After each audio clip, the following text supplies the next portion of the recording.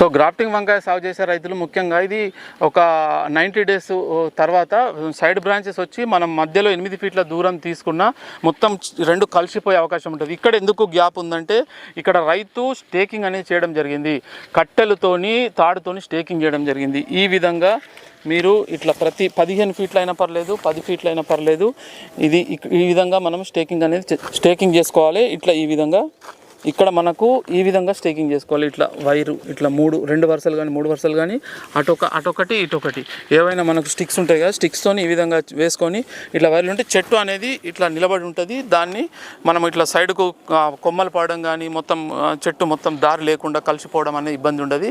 చెట్టు అనేది నిలువుగా ఉంటుంది, మనకు స్ప్రేలకు కూడా ఈజీ ఉంటుంది. కాబట్టి ఈ విధంగా మీరు ఇక్కడ కూడా ఈ విధంగా స్ప్రేలు కూడా చేసుకోవడానికి విధంగా ఉంటుంది.